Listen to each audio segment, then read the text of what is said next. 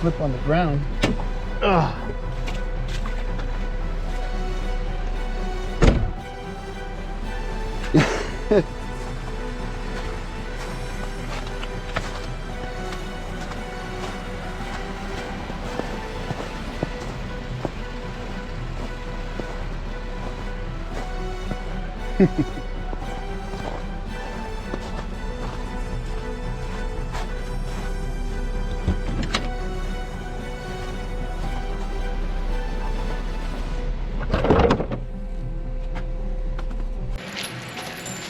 Yeah, I could.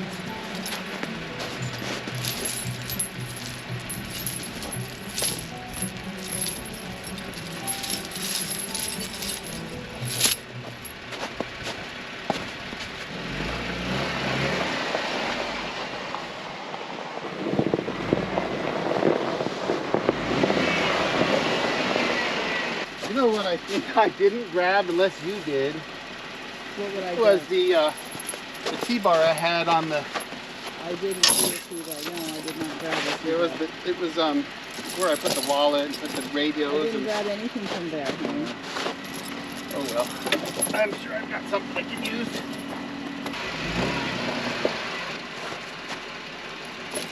So let you get all dirty getting in and out.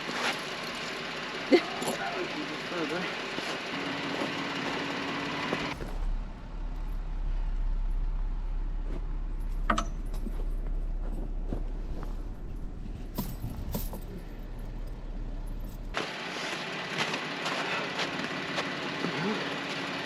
Yes.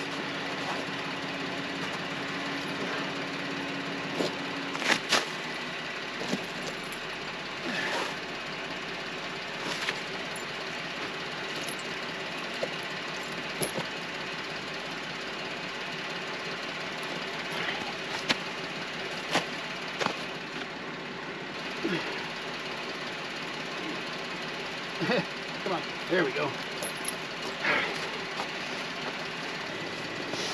We'll give it a back and forth run.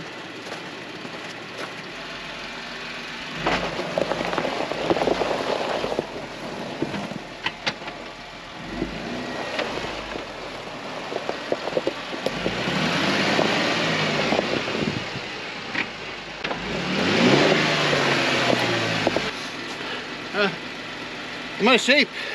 Of course, coming up here, I'm always puffing and puffing until I get used to it again. Strictly speaking, you don't really need the bungees. I just like having a little extra security.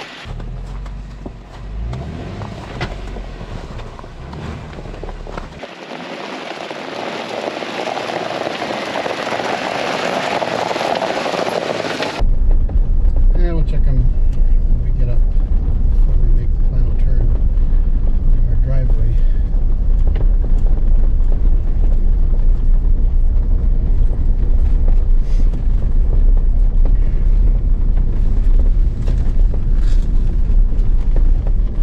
Oh yeah, it's still open. Let me just check the chains real quick.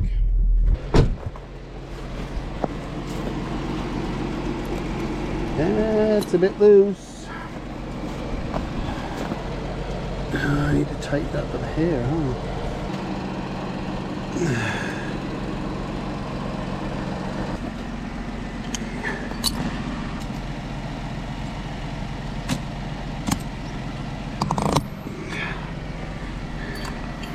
Now we're getting tight.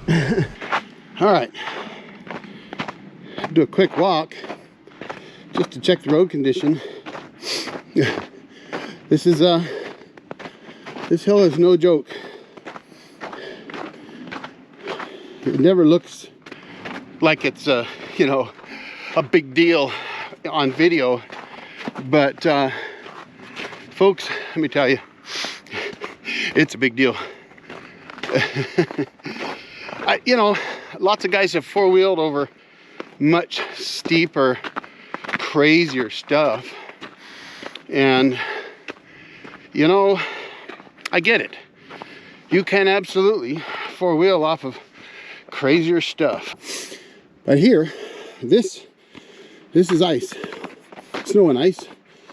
Luckily we got some dirt. That's gonna be good. It's gonna help, but it's steep. It doesn't look like it. On camera, it looks like it's flat ground. Folks,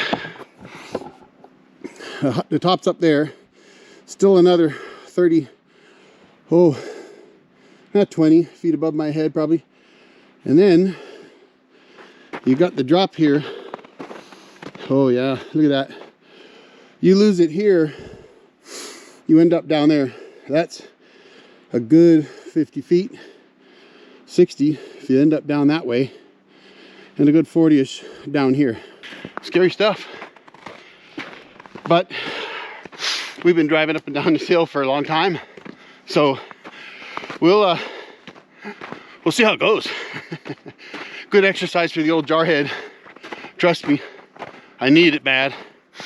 My back troubles have really slowed me down, but that's all right. All right, here we go. I'm gonna set you up so you guys can see us coming up this hill. It's crazy stuff.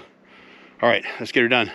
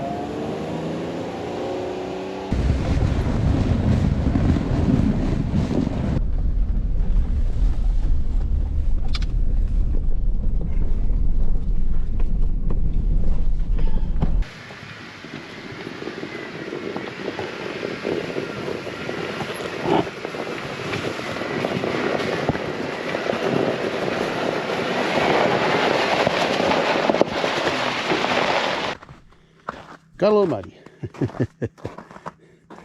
I definitely need some mud flaps down here and up there for sure.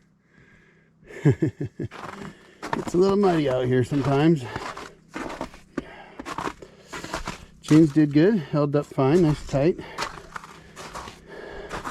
Jeep always does good. All right, well, let's go check the generator. The batteries are at 25.2 volts. That's good. I mean, it's 20 after 4, so we got here a little after 4. I mean, we've been unloading the Jeep a little bit, getting the wood stove going and all that, but you know, there's not much sunlight going on. You'd think there is, but the sun is very low. Well, you can't see it here, but it's very low on the horizon, so you can see the panels are shaded. So when the panels are shaded, of course, you're not getting much solar generation. And there's still a good 10 inches of snow. So now we left here and the batteries had died, and so I'm going to check and see what the log says. All right, history, enter, run log. Okay, so it ran today, 5:53 a.m. All right, it ran the 8th and the 5th, Went 3 days. 8th, 3 more days. 10th, 2 days. Ha! Sweet. Yeah, put it back on status. Oh, that's good. State, enter, ready to run. Should check the oil and stuff. It's got a really big reserve tank. Look at that, it's still more than half full on the reserve tank. Oh, walking way up on the snow here. It's funny. The snow's so frozen. See what we got left here. Should be good. Oh yeah, we're 50%. Coming out, folks, here in the wintertime, you never know what you're going to get. You could have 3 feet of snow, and you better bring your snowshoes, or like today, 10 or 11 inches or so, somewhere in that range, and frozen. And where you plowed, basically nothing really. A little bit of hard pack and some ice and mud, but the mud was mostly frozen. So obviously the Jeep's a bit muddy, but most of the mud's frozen, and that means you've got good grip. So I'm super happy about that. That's awesome. And look at this. We get to spend the next, well, today, tomorrow, part of Sunday out here, and I don't have to do anything. Oh, good Lord. It's going to be great. That terrible shed right there has got to go. That was here when we bought the place. I faced it with the very first boards I ever milled, but it's just falling apart, and I've got some stuff in there that's undoubtedly getting soaked now, and so this year that has to come apart and get out of here. So that's part of the plan, and we've got to get probably got to get someone in here to dig some foundation for us so that we can start the addition right here. Still got a lot of logs to mill, so I'm going to set up a log deck behind the cabin where I used to have an orchard. And oh, you know what? I just saw a bird, squirrel. These birds love to move in when you're not here. They make all kinds of noise and make nests and poop all over the place. Dang birds. We love them, but you know what? I got to do something up there where they're hanging out and crapping all over the place. It's not pretty, folks. And then rats have chewed all this up. I gotta put some new felt on there and finish that. I got so much work to do. One of the problems with running a sawmill business like I do is you don't get to mill for yourself very much. So this year, because I took that job, I'm gonna try to mill for myself more. So I'll be bringing to you Jeep and cabining sawmilling videos all in one, I think. Because, you know, once the sawmill's up here, I'll have all my gear up here. I may pick up a jobber box or something to be able to lock stuff tighter, but luckily I've got a neighbor that keeps an eye on things, so that helps. But I want to be able to come up here on a weekend, not have to drag the mill up, just dig the Jeep all up here, get settled on a Friday night, mill all day Saturday, and head home Sunday. And so that's probably what we'll try to do. And we'll set up the mill back over there, which will be nice because then the whole deck is all set up with the barbecue, and we can kind of hang out on breaks here. So I'm gonna go in and get settled and pour myself a bourbon, because guess what, folks? Looks like bourbon 30 to me.